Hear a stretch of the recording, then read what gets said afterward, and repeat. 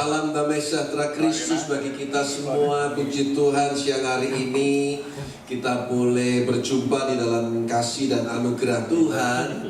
Dan saya percaya semua karena Roh Kudus yang bekerja berkarya dalam kehidupan kita semua. Ya, puji Tuhan. Terima kasih Pastor Nick dan Ibu dan semua tim pelayan Tuhan di tempat ini yang sudah memberi kepercayaan kepada saya untuk boleh membagikan berkat firman Tuhan. Sebetulnya Ecclesia Mission ini bukan sesuatu yang baru buat saya. Beberapa tahun yang lalu, kalau nggak salah di tahun 2006, kalau nggak salah saya pernah juga khotbah di Ecclesia Mission, tapi kalau nggak salah di Kingswood ya dulu ada ya. Pastor Gideon itu betul, Pastor Gideon ya. Kemudian tahun lalu saya di Chatswood.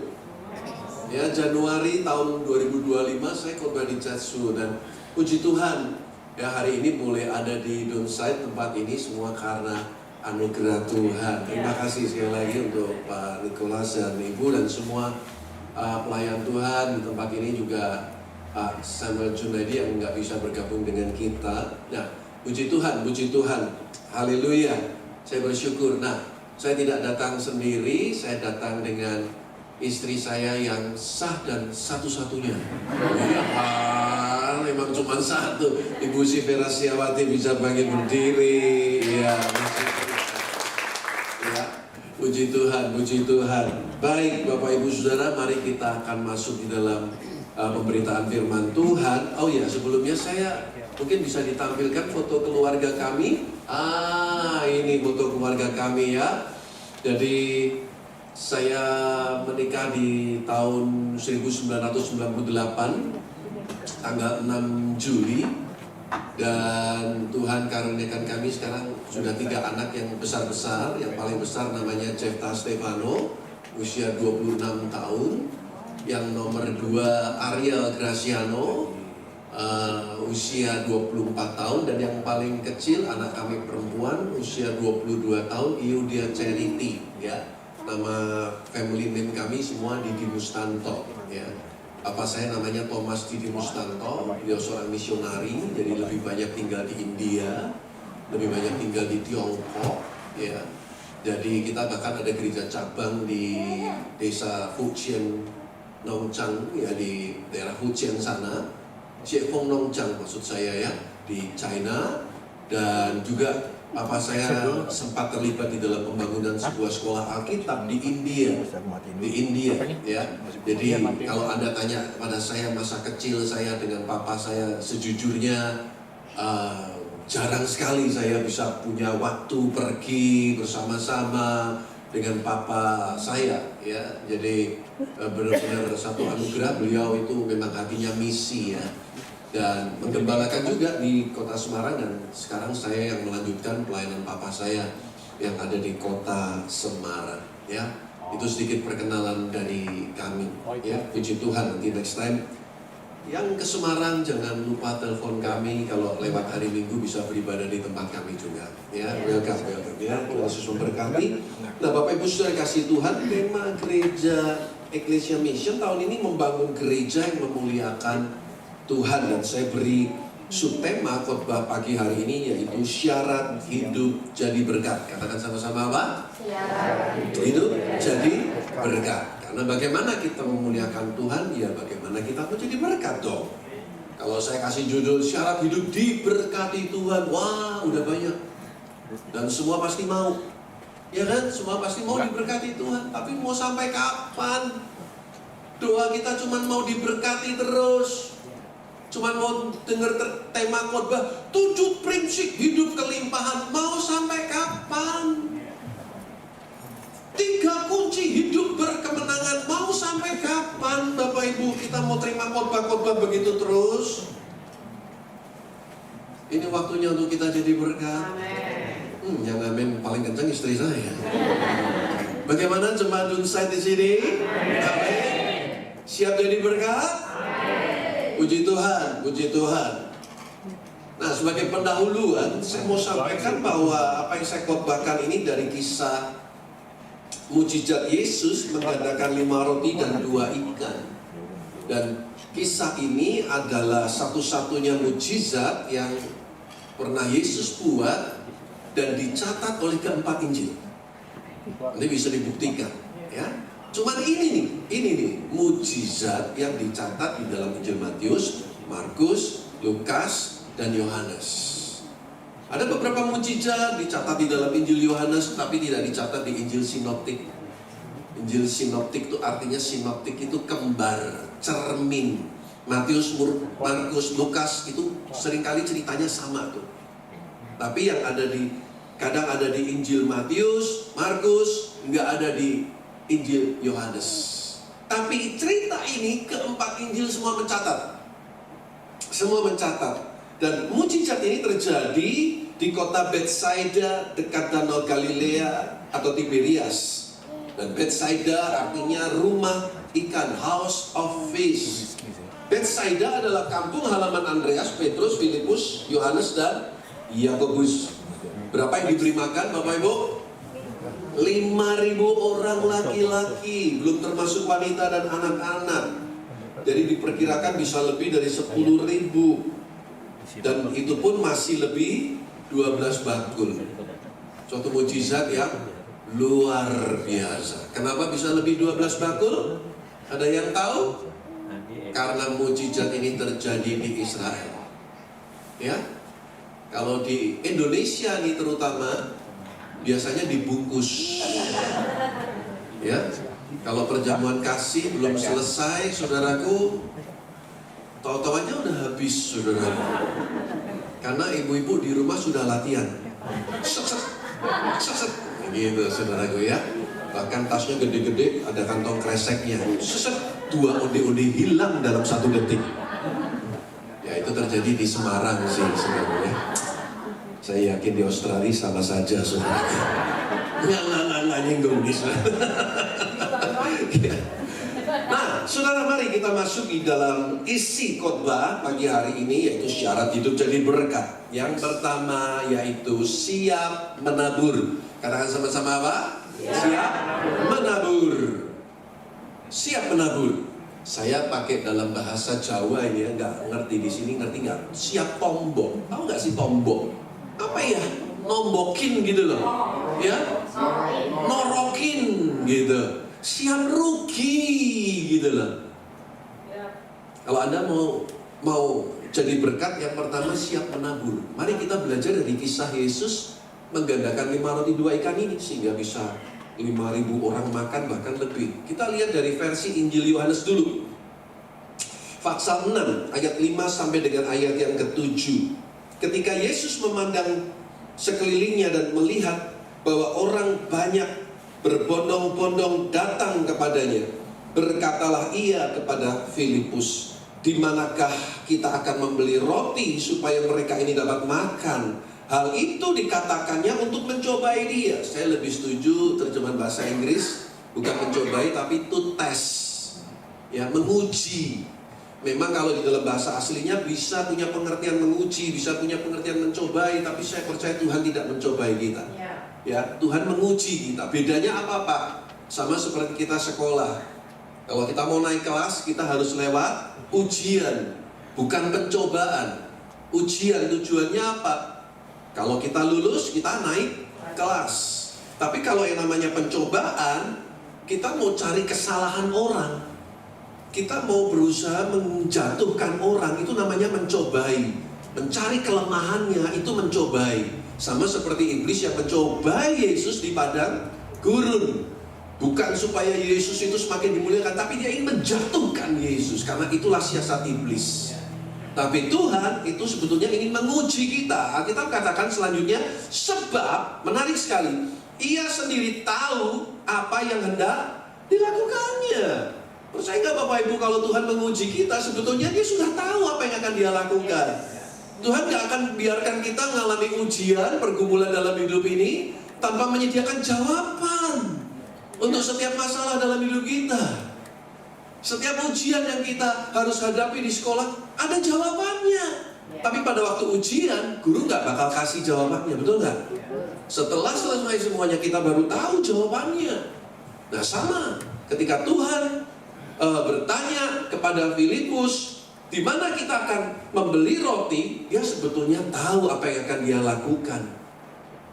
Alkitab katakan dengan jelas di sini, hal itu dikatakannya untuk mencobai dia, sebab ia sendiri tahu apa yang hendak dilakukannya. Ayat 7, jawab Filipus kepadanya, roti seharga 200 dinar tidak akan cukup untuk mereka ini, sekalipun masing-masing mendapat sepotong kecil saja. Saudara, ada satu hal yang menarik di sini, karena jawaban Filipus itu enggak seperti yang semestinya diberikan kepada Yesus. Yesus kan bertanya, di mana kita akan membeli roti? Kenapa Yesus tanyanya kepada Filipus? Karena dia berasal dari Betsaida. Anda kalau tanya sama saya, Pak Yohanes beli roti di Sydney yang enak di mana? Ya saya kagak tahu. Saya bukan orang Sydney. Tapi kalau Bapak Ibu Saudara ke Semarang, Pak beli roti yang enak di Semarang mana? Saya tahu. Saya bisa sebut 3, 4, 5, 6 tempat. Kalau mau beli roti yang enak untuk di kota Semarang. Yesus tanya kepada Filipus karena dia berasal dari Betsaida. Tapi jawaban Filipus ini out of the box yang nggak semestinya dia jawab gitu. Who cares? Dia jawab bilang apa, saudaraku? Roti seharga 200 dinar tidak akan cukup untuk mereka ini. Pertanyaannya kan di mana kita beli roti? Jawabannya uang 200 dinar kagak bakal cukup. Di sini saya belajar Filipus tidak siap untuk menabur. Filipus nggak siap untuk menabur. Filipus hitung-hitungan dengan Tuhan. Mungkin Filipus sudah tanya sama Yudas Iskariot sebagai bendahara, ada duit berapa? 200 dinar. Barangkali ini ya, nggak ada cerita di sini nih ya. Mungkin. Lalu dia ngomong sama Yesus, roti seharga 200 dinar nggak akan cukup. Who cares? Tuhan nggak tanya cukup nggak cukup. Tuhan tanya di mana kita bisa membeli roti untuk memberi makan orang sebanyak itu. Saudara, ini yang pertama yang saya mau tekankan. Kalau kita siap jadi berkat, kita harus siap untuk menabur. Yang setuju katakan amin. Siap tombok, siap norokin, siap dalam tanda kutip rugi. Tapi saya percaya di dalam Tuhan gak ada kata rugi. Apa yang kita tabur, kita pasti tuai. Itu janji Tuhan untuk kita semua. Oleh sebab itu dengan Tuhan jangan hitung-hitungan. Bilang sama-sama jangan hitung-hitungan. Bilang sama tetangga kanan kirimu jangan hitung-hitungan. Ya, kalau dengan Tuhan hitung-hitungan habis kita, saudara. Benar-benar. Saya tuh agak sedih sempat dengar ada jemaat bilang begini sama teman jemaat di tempat kami. Kalau saya ke gereja nggak pernah kasih persembahan. Kenapa? Ya kan saya ke gereja udah keluar ongkos transport. Wah, sebegitunya kita hitung-hitungan dengan Tuhan. Coba bayangkan kalau Tuhan juga hitung-hitungan sama kita, bayar semua oksigen yang sudah kita hirup selama ini. Bayar semua pertolongan-pertolongan yang sudah Tuhan nyatakan dalam hidup kita. Habis kita, saudara. Benar nggak, saudara? Kalau Anda kita ini nggak menyadari betapa berharganya kehidupan yang Tuhan beri, coba deh kita sekali-sekali melayani orang yang ada di ICU, yang harus menghirup oksigen, dan itu harus bayar. Hitung aja kalau usia kita sekarang 60 tahun. Berapa ribu, berapa juta, ya kan? Nggak tahu hitungannya oksigen apa ya, saudara. Atau berapa ratus miliar yang harus kita bayar. Nggak mungkin kita bisa bayar. Satu kali ada kakak adik, ya, adiknya sedang dirawat di ICU dan berbulan-bulan harus tergantung dengan tabung oksigen. Dan keluarganya ini udah mulai, berat nih keuangan. Lalu si kakak ngomong sama dia, "Dek, kalau nafas ngirit-ngirit ya, bayarnya mahal." Ada di sini yang kalau nafas ngirit, tarik 1 kali, tahan 10 detik, baru lepas. Bilang sama-sama jangan hitung-hitungan. Ya, jangan hitung-hitungan. Masih percaya nggak firman Tuhan yang berkata, berbahagialah orang yang murah hatinya, karena mereka akan terima kemurahan dari Tuhan. Ya, Mazmur 40 ayat 5 bilang begini, banyaklah yang telah kau lakukan ya Tuhan Allahku, perbuatanmu yang ajaib dan maksudmu untuk kami. Tidak ada yang dapat disejajarkan dengan engkau. Aku mau memberitakan dan mengatakannya, tetapi katakan sama-sama, terlalu besar jumlahnya untuk dihitung. Ya, saya masih ingat lagu sekolah minggu zaman saya kecil. Hitunglah berkat Tuhan satu persatu, janganlah kau lupakan jumlahnya. Amsal 23 ayat 7 berkata, sebab seperti orang yang membuat perhitungan dalam dirinya sendiri, demikianlah ia. Silakan makan dan minum katanya kepadamu, tetapi ia tidak tulus hati terhadapmu. King James Version mengatakan, as a man think in his heart, so is he. Sebagaimana orang berpikir di dalam hatinya, demikianlah ia jadinya. Jadi kalau kita berpikir, ntar kalau gua serahin, kalau aku nabur, kalau aku kasih persembahan, ntar aku kurang. Jadi seperti imanmu, ya kurang terus. Ntar kalau saya melayani Tuhan, nanti aku nggak punya waktu untuk keluarga. Jadi akhirnya kita sepertinya habis terus waktunya. Disclaimer dulu ya, ketika saya bicara khotbah pagi hari ini, saya nggak, atau siang hari ini nggak berbicara melulu soal uang ya. Penabur ini juga waktu kita, talenta kita. Ada yang berpikir, ntar kalau aku ajarin yang lain bisa main musik, ntar gua tambah bodoh. Kita tambah bodoh bener. Tapi kalau kita yakin, semakin aku menabur, semakin aku menolong orang lain, aku semakin diberkati, semakin banyak orang diberkati. Jadi dalam nama Tuhan Yesus dalam hidup kita, yang menabur waktunya Tuhan akan kasih kelegaan. Yang menabur talentanya, kita bukan makin bodoh, kita makin pinter.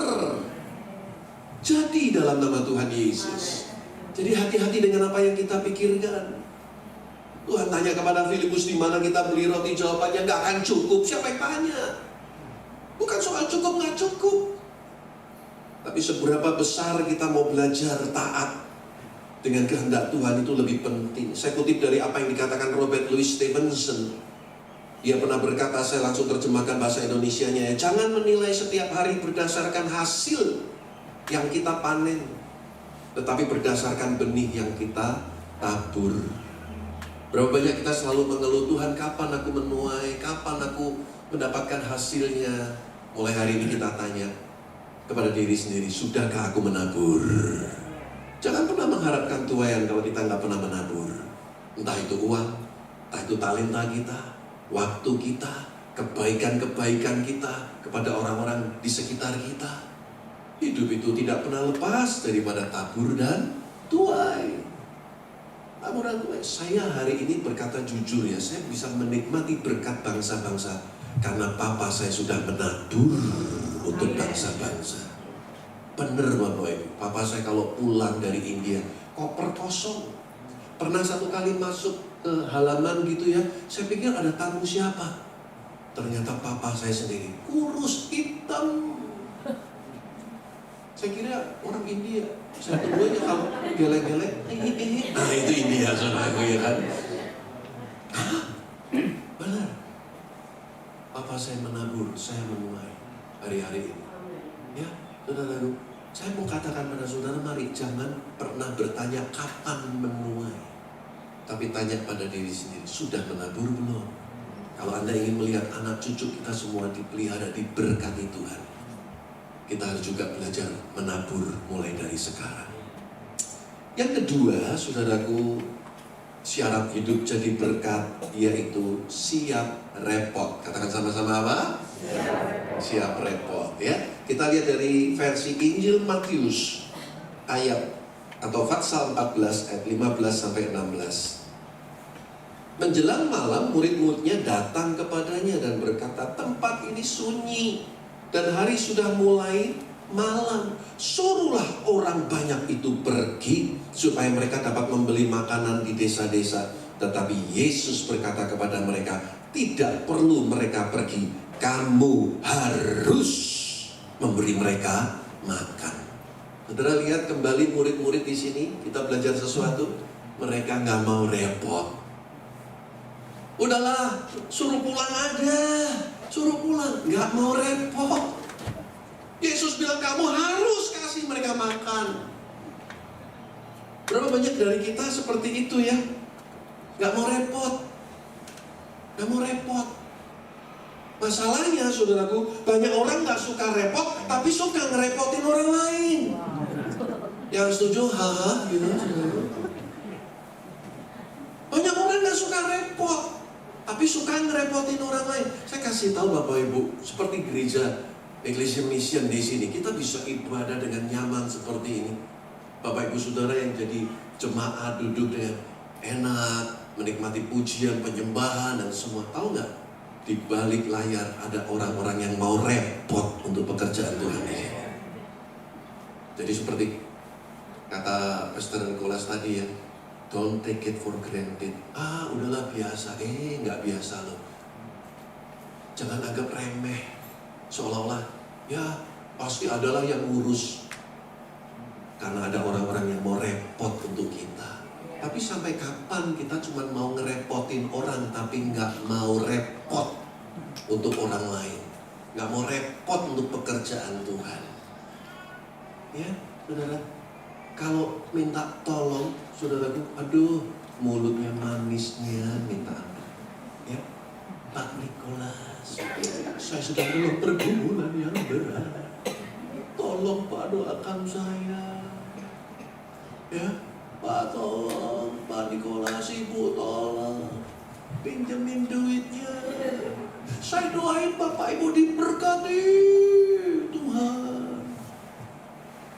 Giliran udah diberkati, ada orang minta tolong. Maaf, repot, sedang kerja, sibuk, gak punya waktu. Nah ini, ya, bilang sama-sama di sini nggak ada yang seperti itu. Amin, saudaraku. Ya, coba, semua ikutin saya. Tangan kiri penopang tangan kanan taruh di dagu, ya. Ayo di belakang ikutin saya begini. Terus sedikit angkat kepala ke atas, lihat ke langit-langit, lalu ngomong sama diri sendiri, sepertinya saya kenal orang yang seperti itu. Ya, saudara, jangan cuma pandai merepotin orang lain, ngerepotin Tuhan, tapi kita nggak mau repot untuk orang lain. Kami setiap tahun, di awal tahun, kami selalu menjamu hamba-hamba Tuhan dari berbagai kota dan desa di tempat kami. Bisa ditampilkan fotonya, ya. Dan kami memberi hamba-hamba Tuhan ini penginapan yang baik, 3 hari 2 malam, ya. Kita memberi mereka makan dan kita berkati juga mereka pulang dengan ya sedikit berkat kasih untuk keluarga mereka. Kadang dengan pakaian pantas pakai, kadang dengan makanan dan lain sebagainya. Repot nggak? Repot Bapak Ibu. Ngurusin kurang lebih 80-an pendeta. Ngurusin pendeta itu lebih sulit dulu daripada ngurusin jemaat, saudaraku. Karena biasa pendeta biasa ngatur, diatur, tambah sulit, saudaraku. Repot nggak Pak? Repot. Tapi sukacitanya melebihi semua jerih lelah, kecapean kami, besarnya biaya yang harus kami keluarkan untuk mereka semua. Sukacitanya luar biasa. Ya, saya latih jemaat, ayo melayani Tuhan. Ayo melayani Tuhan. Gak ada sukacita yang lebih besar kecuali kita punya kesempatan untuk melayani Tuhan. Kesempatan untuk bisa jadi berkat. Ya, saudara, kalau Anda gak yakin bahwa hidup jadi berkat itu lebih baik daripada diberkati, saya mau tanya, mana yang lebih baik? Mendoakan atau didoakan? Halo? Yakin? Nah kok dikit-dikit minta didoakan? Ya? Kalau kita bisa mendoakan berarti kita lebih baik dong. Kondisi kita lebih baik dong. Ya? Kalau masih belum jelas, mana yang lebih baik? Membesuk atau dibesuk? Halo, ada yang di sini hobinya dibesuk? Sengaja nggak datang ke gereja, padahal sehat, baik-baik. Sengaja nggak ke gereja sebulan, sambil ngetes, menguji, coba. Pak Nikolas sama Ibu itu tahu nggak aku sebulan ini nggak ke gereja? Tuh kan, nggak diperhatiin kan? Loh gitu, saudara. Ya, ngetes loh. Kenapa mesti tunggu dibesuk? Kalau sehat berangkat dalam nama Tuhan Yesus. Ibadah nggak perlu tunggu dibesuk. Kalau masih belum jelas juga, saya mau tanya pertanyaan yang terakhir. Mana yang lebih berbahagia? Membesuk orang di ICU atau dibesuk orang di dalam nama Yesus? Nggak terjadi, saudara. Supaya saudara tahu, kalau ada tugas untuk membesuk, ada tugas untuk mendoakan orang, mengunjungi orang, itu berkat buat kita semua. Ya, saudara. Jadi ini yang kedua, saya mau ajar jemaat Ecclesia Mission di sini. Ayo kita siap repot. Saya bisa datang ke tempat ini juga kalau nggak ada yang siap repot, saya nggak bisa sampai sini loh. Tadi ada Joshua yang jemput saya, ya. Kemarin ada teman-teman yang temani saya juga. Saya diberkati, maka sebagai wujud untuk membalas cinta kasih Tuhan, giliran saya di Semarang, ya saya juga harus siap untuk repot. Dan ini yang terjadi dengan murid-murid, mereka nggak siap repot. Yang ketiga, saudaraku, syarat hidup jadi berkat, siap bersyukur. Katakan sama-sama apa? Siap bersyukur. Kembali ke Injil Yohanes pasal 6, lihat ayat 8-11. Alkitab berkata, seorang dari murid-muridnya, yaitu Andreas saudara Simon Petrus, berkata kepadanya, di sini ada seorang anak yang mempunyai 5 roti jelai dan 2 ikan. Tetapi apakah artinya itu untuk orang sebanyak ini? Kata Yesus, suruhlah orang-orang itu duduk. Adapun di tempat itu banyak rumput, maka duduklah orang-orang itu, kira-kira 5.000 laki-laki banyaknya. Lalu Yesus mengambil roti itu, apa saudaraku? Mengucap syukur dan membagi-bagikannya kepada mereka yang duduk di situ. Demikian juga dibuatnya dengan ikan-ikan itu sebanyak yang mereka kehendaki. Kita lihat saudaraku, versi Injil Lukas pasal 9 ayat 16 sampai ayat 17. Dan setelah ia mengambil 5 roti dan 2 ikan itu, ia menengadah ke langit, mengucap berkat. King James menulisnya, He blessed them. Yesus memberkati roti-roti dan ikan itu, lalu memecah-mecahkan roti itu dan memberikannya kepada murid-muridnya supaya dibagi-bagikannya kepada orang banyak. Dan mereka semuanya makan sampai kenyang. Kemudian dikumpulkan potongan-potongan roti yang sisa sebanyak 12 bakul. Saudara, ini yang terjadi. Ketika Yesus terima 5 roti 2 ikan, dia mengucap syukur. Tapi Andreas tadi bilang apa? Apa artinya untuk orang sebanyak ini? Dengar baik-baik Bapak Ibu, memang kadang sepertinya yang ada di tangan kita nggak ada artinya. Tapi kalau kita serahkan dalam tangan Tuhan, kita mengucap syukur. Yang sedikit bisa jadi banyak, yang banyak bisa jadi berkelimpahan, yang tidak ada Tuhan bisa buat ada dalam nama Yesus. Yesus mengucap syukur. Saya sering lihat kadang suami istri bertengkar karena gaji yang nggak naik-naik. Lalu ketika terima gaji, apa yang dikatakan si istri atau si ibu? Papa, kenapa gaji begini? Mana cukup untuk hidup 1 bulan? Kembali tadi, apa yang kita pikirkan, yang kita imani itu yang terjadi. Kenapa sih kita nggak belajar mengucap syukur dulu? Halo? Saya punya prinsip begini, gaji dari bos, tapi rezeki dari Tuhan. Dan itu bisa datang dari mana saja. Yang nggak pernah kita duga sebelumnya, nggak pernah timbul dalam hati, nggak pernah kita lihat dengan mata kita, nggak pernah kita dengar dengan telinga kita. Tuhan bisa kasih kok. Kalau keselamatan Tuhan berikan, apalagi untuk hidup kita sehari-hari. Jangan khawatir Bapak Ibu, mengucap syukur apapun yang terjadi dalam hidup kita. Ya, ada seorang ibu yang marah-marah kepada kepada suaminya. Papa, itu di lemari ada uang. Papa taruh di dalam amplop Papa taruh di tumpukan baju paling bawah. Papa kunci lemarinya, kunci papa bawa terus. Uang apa itu? Marah-marah si istri. Lalu si suaminya bilang, oh itu uang sial mah. Apa maksud papa uang sial? Iya uang sial, udah diumpetin kok ketahuan juga, katanya saudaraku. Nah ini repot ini kalau begini nih saudaraku ya. Yang datang suami istri bisa saling toleh-menoleh bilang tidak ada uang sial di antara kita saudaraku. Ya, jangan. Kalau kita mau diberkati harus sehati suami istri. Mengucap syukur, hadapin masalah, pergumulan dalam hidup. Mengucap syukur. Tuhan tahu yang terbaik untuk kita. Rancangan kita bukan rancangan Tuhan. Jalan pikiran Tuhan bukan jalan pikiran kita. Setinggi langit dari bumi kita nggak pernah tahu. Saya tahun 95 sebetulnya dapat beasiswa sekolah teologi di Amerika. Tapi visa saya ditolak. Saya coba lagi tahun 96. Ditolak lagi. Secara manusia saya kecewa luar biasa Bapak Ibu. Tapi di luar dugaan di tahun 96 itu saya berkenalan dengan seorang gadis. Namanya si Vera Setiawati. Dan itu sekarang jadi istri saya, saudara. Dan dia ini limited edition. Ya, nggak ada lagi.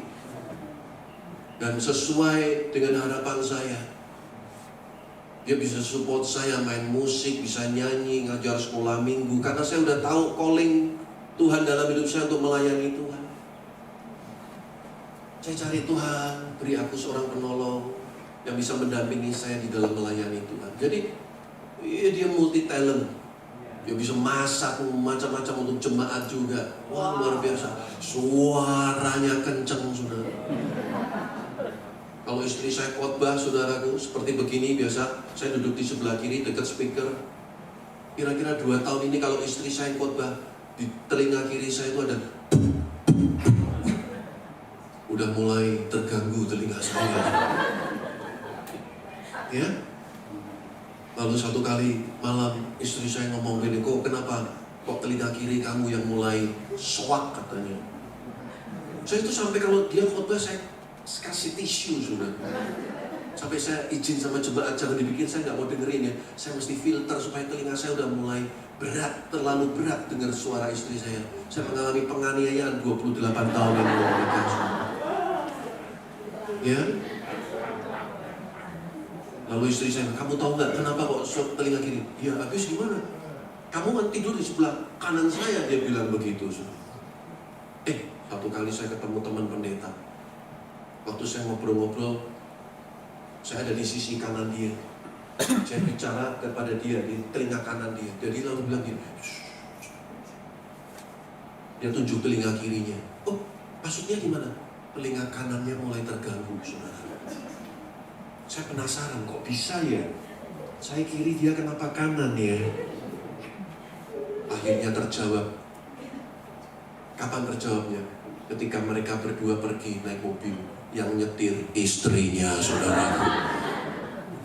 Saya nggak berani tanya, emang bapak tidur di sebelah kiri atau kanan? Gua nggak baik, saudaraku. Ya, tapi nggak ngerti ya di Indonesia, di Australia. Saya pikir kok sama saja di Melbourne kemarin ya. Saya pergi diantar sama om tante. Om ini umurnya udah 80 tahun, tantenya umur 70 tahun. Saya duduk di depan ya. Si tante sama istri saya di belakang gitu ya. Sepanjang perjalanan ini si tante, awas pak, kiri pak, rem pak, awas pak, ini pak, kok sama ya saya ngalami gitu juga di Semarang saudaraku. Ya, nanti mau makan saudaraku, papa mau makan apa? Nasi goreng ya. Nasi goreng terus sih, yang lain dong. Padahal istrinya yang tanya loh, suaminya jawab tapi tetap aja diarahin gitu saudara. Ya, ada di Semarang kejadian gitu juga. Papa mau nasi goreng atau mie goreng? Terserah mama. Marah istrinya, marah. Cuman pertanyaan simpel, nasi goreng atau mie goreng kok terserah sih pak? Yaudah, mie goreng. Apa kata istrinya? Tuh kan jawabannya nggak enak. Kenapa jawabannya kok terserah mie goreng? Kok kayak terpaksa sih pak? Maksud papa nggak mau ngerepotin mama. Apa sih? Makanya saya udah bilang, udah nawarin tuh nggak nasi goreng dan nasi goreng. Tuh kan gampang berubah kan Bapak? Belum lah. Mie goreng. Sekarang udah bakmi goreng, nasi goreng. Jadi orang laki itu yang punya pendirian gitu loh Pak. Makanya kenapa banyak laki-laki lebih cepat mati duluan daripada perempuan, saudara. Ini kejadian di Indonesia, ya, di Indonesia. Saya pernah ketemu orang seperti itu. Ya, saya ketemu. Dan dia sekarang sudah pindah ke Australia, saudara. Ya, saudara. Belajar, apapun yang terjadi dalam hidup kita, kita mengucap syukur, saudara. Tuhan gak tanya cukup gak cukup. Tuhan gak tanya, saudara. Tapi Tuhan tanya, adakah hatimu bisa mengucap syukur? Karena ada kuasa di dalam ucapan syukur. Ada kuasa dalam ucapan syukur. Ya, Yesus angkat 5 roti 2 ikan itu, mengucap syukur. Yesus gak mengeluh.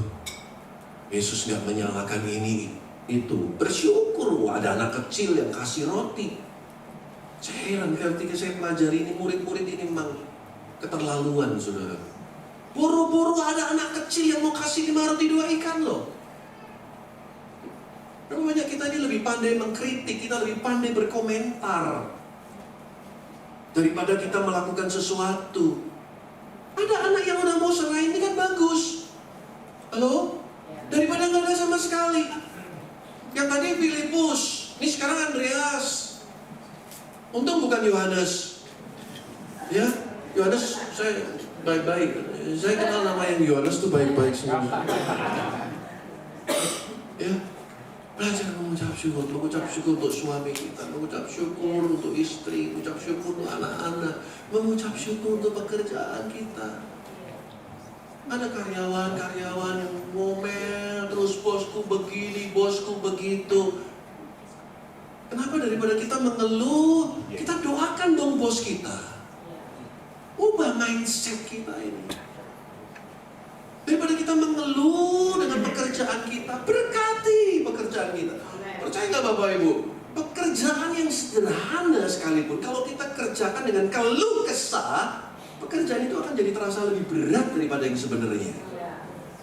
Satu pekerjaan yang berat sekalipun, tapi Anda kerjakan dengan hati yang penuh dengan gratitude, hati yang ucapan syukur, pekerjaan itu jadi ringan. Jadi ringan Bapak Ibu.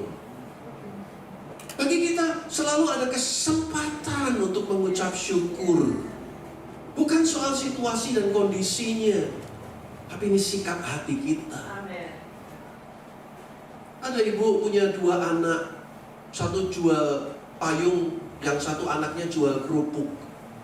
Pada waktu musim panas, saudaraku, si ibu ini mengeluh, anakku yang jual payung gak laku, payungnya gak laku. Waktu musim hujan dia mengeluh, kasihan anakku yang jual kerupuk gak laku kerupuknya.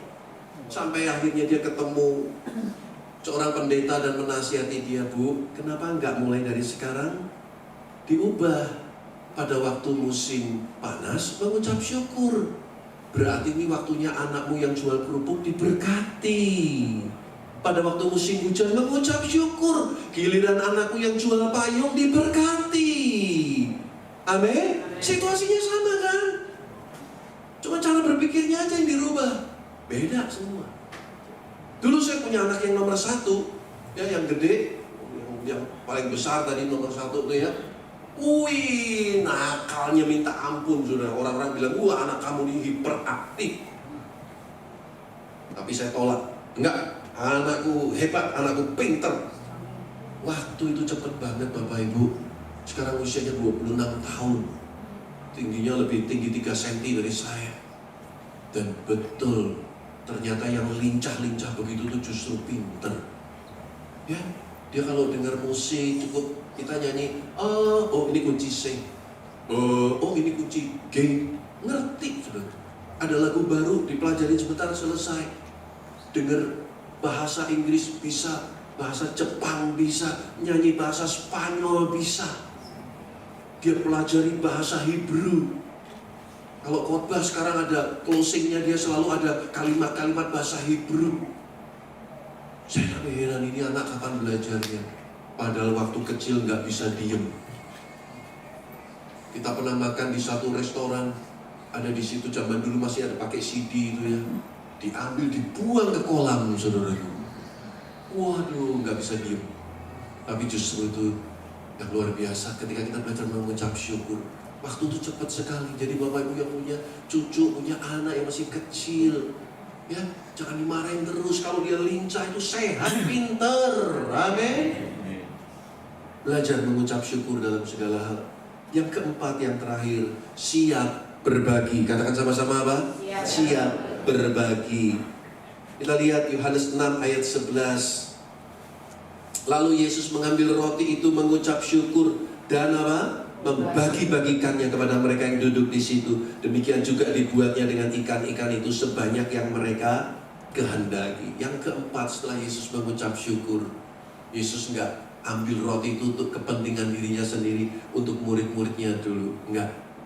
Yesus perintahkan murid-muridnya untuk membagi-bagikan roti itu lebih dulu. Wow, luar biasa. Jadi pada waktu dibagi itulah terjadi mujizat Tuhan. Ada multiplikasi. Dipotong kasih sana, dipotong kasih sini, nggak habis-habis rotinya. Kasih, makin banyak, makin banyak. Jadi pada waktu Yesus angkat 5 roti 2 ikan itu, di tangannya tetap 5 roti dan 2 ikan. Yesus mengucap syukur, dibagi, terjadi mujizat. Bapak Ibu, kalau Anda mau hidup di dalam mujizat Tuhan, mari kita belajar juga berbagi. Ada yang tanya sama saya, Pak, apa bedanya tadi poin yang pertama menabur dan poin yang keempat berbagi? Ingat, menabur tadi belum ada rotinya. Belum ada rotinya. Sekarang ini sudah ada rotinya. Jangan menabur menunggu nanti kaya. Jangan menabur menunggu kita punya ini dan itu. Taburlah ketika kita masih belum ada sekalipun. Tuhan gak lihat jumlah, Tuhan gak lihat kepandaian kita, Tuhan gak lihat talenta kita, Tuhan lihat kemauan kita, kesediaan kita. Bagi Tuhan lebih baik ketemu orang yang mau, walaupun dia tidak mampu, daripada mampu tapi tidak mau. Lebih bagus lagi mampu dan mau. Kalau Anda mampu tapi tidak mau, orang Tionghoa bilang bohwat. Ya, udah mampu, nggak mau. Ada lagi nggak mampu, nggak mau. Itu namanya mbocengli. Kalau udah begini, mbocuan. Ya, saudara, Tuhan nggak peduli kita mampu nggak mampu, kaya nggak kaya. Memberi bukan soal kaya atau miskin, bukan soal pintar atau kurang pintar, tapi bicara tentang willingness, kesediaan kita. Ada berapa banyak orang berdoa, Tuhan berkati aku. Setelah diberkati, belum tentu dia mau tetap jadi berkat. Saya sering ketemu itu. Makanya saya sebagai pendeta tuh paling agak capek itu kalau doain jemaat. Lalu pakai janji-janji, Pak, nanti Pak ya, kalau saya sudah dipulihkan Tuhan, saya mau melayani Tuhan dengan sungguh-sungguh. Pak, nanti kalau saya sudah diberkati Pak, saya mau jadi berkat, saya akan dukung pekerjaan Tuhan untuk misi, untuk pembangunan gereja di desa. Tapi setelah diberkati Tuhan, gone with the wind, bye-bye. Ya. Saya sering juga berkati pasangan-pasangan muda dalam pernikahan. Saya berkata nikah, next weeknya udah gak pernah lagi muncul di gereja. Sedih kadang saudara. Bukan kami berharap imbalan, bukan kami berharap dihormati, bukan Bapak Ibu. Tapi sebagai pastor, sebagai gembala, saya juga ingin memastikan pertumbuhan kerohanian mereka, bagaimana hubungan suami istri tetap dalam koridor kehendak Tuhan. Tapi saya bersyukur 2 bulan yang lalu atau 3 bulan yang lalu kami berkati sepasang anak muda dan kemudian mereka working holiday visa. Jadi pasangannya memang yang satu sudah kerja di Melbourne. Jadi setelah menikah mereka pindah semua ke Melbourne. Begitu dengar kami datang ke Melbourne, mereka kejar saya terus dan istri saya, kapan kami bisa ketemu? Kapan kami bisa ketemu? Pak, kami siapkan hotel. Oh, nggak usah, kita sudah ada hotel. Pak, bisa nggak ada waktu makan? Ini orang yang tahu bagaimana mengucap syukur kepada Tuhan. Demikian juga kita kepada Tuhan. Kita sudah diberkati. Saya percaya Bapak Ibu Saudara semua di sini sudah diberkati. Lihat sekitar kita, sekeliling kita. Mungkin ada sanak famili kita, entah yang ada di sini atau mungkin ada di Indonesia, atau ada teman kita yang dalam kesulitan. Mau nggak kita berbagi waktu kita, tenaga kita, mungkin juga menyisihkan uang kita. Gereja kami di Semarang itu bukan gereja gede-gede banget, saudara. Ada yang lebih besar banyak. Tapi setiap bulan satu kali, saya kumpulkan pendeta di lereng Merbabu. Ada Gunung Merbabu di Jawa Tengah, di daerah Boyolali. Sebulan sekali. Ini beda lagi dengan yang tadi bulan Januari. Ini tiap bulan kami kumpulkan mereka. Kami mentoring mereka. Saya bawa teman-teman hamba Tuhan untuk memberkati, bikin seminar. Kita kasih makan, pulang kita kasih berkat untuk transport untuk istri anak mereka. Sudah lebih dari 15 tahun kami lakukan itu. Dari mana duitnya? Dari orang-orang yang mau jadi berkat, yang mau siap repot, yang mau berbagi, yang mau menabur. Sudah 15 tahun. Pada waktu pandemi, lebih dari 5 atau 6 kali kami bagi paket-paket sembako untuk mereka. Saya percaya Ecclesia Mission sesuai dengan gereja ini. Nama gereja ini juga gereja yang punya hati misi, saudara. Jadi kalau ada program misi di tempat ini, kita mesti dukung, saudara. Karena mau sampai kapan kita cuma mau berdoa, Tuhan berkati aku, berkati aku. Dalam pengalaman penggembalaan saya sebagai gembala sidang 25 tahun. Tahun ini tahun yang ke-25 saya jadi gembala. Saya bisa melihat, belum tentu orang yang memberi itu selalu orang kaya. Saya sering ketemu orang-orang yang sederhana, tapi hatinya memberi. Memberi bukan soal kaya atau miskin.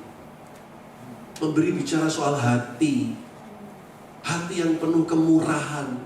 Hati yang penuh dengan keikhlasan. Karena tahu menyadari, aku ada hari ini semua juga karena kemurahan Tuhan. Tidak ada seorang pun dari kita yang layak untuk menyombongkan diri. Alkitab yang berkata, saudaraku, diberkati orang yang mengandalkan Tuhan. Terkutuk orang yang mengandalkan kekuatannya sendiri. Hari ini saya rindu supaya jemaat Tuhan, mari kita tangkap kebenaran firman Tuhan ini. Tuhan mau semua kita jadi berkat. Tuhan mau kita bisa berbagi. Ayat yang terakhir, dan saya undang pemain musik boleh maju ke depan. Kita lihat Mazmur 37 ayat 25 sampai 26 dari versi bahasa Indonesia masa kini. Dikatakan, sejak aku muda sampai sudah tua, tak pernah kulihat orang baik ditinggalkan Tuhan. Yang setuju katakan amin dulu. Ya, gak pernah dikatakan orang baik itu ditinggalkan Tuhan. Atau anak cucunya menjadi peminta-minta. Ia selalu meminjamkan dan memberi, dan anak-anaknya menjadi berkat baginya. Amin. Saya punya papa mertua itu juga luar biasa. Kemana-mana dia selalu siapin amplop, dan amplop itu ada isinya uang. Kalau ketemu ada hamba Tuhan, ada orang lain, selalu dia berbagi. Dan saya melihat saudara-saudara istri saya itu diberkati Tuhan luar biasa. Ya, benar Bapak Ibu. Saya lihat, cara Tuhan itu luar biasa. Maka saya selalu ingatkan, kalau kita rindu melihat masa depan putra-putri kita, cucu-cucu kita dipelihara, diberkati Tuhan, mulai dari kita sekarang. Untuk kita jadi berkat. Kalau hari ini kita belum menuai, tunggu, sabar. Ada kalanya bahkan mungkin kita nggak lihat tuaiannya hari ini, tapi di next kemudian hari, keluarga kita menuai. Benar Bapak Ibu. Jangan terlalu cepat mengharapkan tuaian. Anda tanam cambah, berapa hari? 2 hari, 3 hari Anda sudah menuai, betul nggak? Tapi harganya berapa cambah itu, tauge? Di sini berapa? Mungkin mahal ya. Di Indonesia murah sekali itu tauge, cambah itu. Kalau Anda makan pho, itu mesti ada taugenya, cambah itu. Tapi coba Anda tanam pohon durian, berapa tahun kita mesti tunggu. Semalam di Chinatown saya jalan-jalan, ada durian Mustang King. Di dalam kontainer itu cuma berapa biji? $30. Nggak tega saya makan, saudara. Ya, tunggunya bertahun-tahun. Hari ini saya mau ingatkan, kalau kita mau diberkati Tuhan dan siap jadi berkat, harus siap menabur, nggak akan kekurangan. Saya sering donor darah. Ya, siapa di sini suka donor darah? Ya, saya suka donor darah. Setahun ya sekali, 2 kali mesti saya donor darah. Karena ada prinsip yang bagus dengan donor darah. Sekian ratus cc keluar, tubuh kita ini akan memproduksi sel-sel darah merah yang baru. Tubuh jadi sehat. Yang kedua, kalau slogannya PMI di Indonesia, setetes darah menyelamatkan 1 nyawa manusia. Semakin kita jadi berkat, kita juga diberkati, kita jadi sehat. Ya, jadi selalu kelihatan lebih muda. Ya kan, walaupun usia saya sudah hampir 70 tahun. Ya, masih kelihatan muda. Masih kurang 15 tahun lagi. Jangan cepet-cepet tua, saudara. Brian Tracy pernah bilang begini, always give without remembering and always receive without forgetting. Selalu memberi tanpa mengingat-ingat dan selalu menerima tanpa melupakan. Tangan kanan memberi, tangan kiri tidak perlu tahu. Kalau ada orang, ya, kalau kita memberkati orang lain, nggak usah diingat-ingat, oh gara-gara saya kan. Coba kalau nggak ada saya, gereja ini malah mungkin seperti ini. Saya kalau ketemu orang seperti itu ya, justru orang-orang model begitulah yang jadi roh pemecah belah. Saya kalau ketemu orang begitu, justru saya bilang gini, jangan-jangan kalau nggak ada elu, gereja ini bisa lebih maju. Jadi kalau kita sudah memberi, kalau kita sudah melayani, kemuliaan aja bagi nama Tuhan. Tapi kalau ada orang memberkati kita, orang menolong kita, never forgetting. Jangan pernah lupakan itu. Jangan pernah lupakan kebaikan Tuhan yang sudah Tuhan berikan dalam kehidupan kita. Karena firman Tuhan berkata lebih berbahagia memberi daripada menerima. Amsal 22 ayat 9 berkata begini. Dalam The Message Bible dikatakan generous hands are blessed hands because they give bread to the poor. Kalau bahasa Indonesianya, orang yang baik hati akan diberkati karena ia membagi rezekinya dengan si miskin. Sekali lagi sebagai kesimpulan, kalau kita siap jadi berkat, yang pertama apa, Bapak Ibu? Ayo, siapa yang saya mau tanya ya, bisa sebutkan 4 poin yang saya tutup dulu, tutup. Ayo, siapa yang bisa sebut 4 poin? Berdiri dulu, berdiri. Ibu mau berdiri? Boleh. Mau coba 4 poin. Ibu baju kuning boleh berdiri, Bu. Ayo, sebutkan 4 poin. Siap repot. Yang pertama apa? Iya. Iya. Yang keempat? Berbagi. Iya, tepuk tangan. Ada souvenir dari Semarang. Ya, puji Tuhan ya. Berhubung souvenirnya 1, lagi nanti disimpan buat di Chatswood soalnya. Ini cukup pertanyaannya ya. Saya berdoa agar benar firman Tuhan ini mengubah mindset kita. Amin.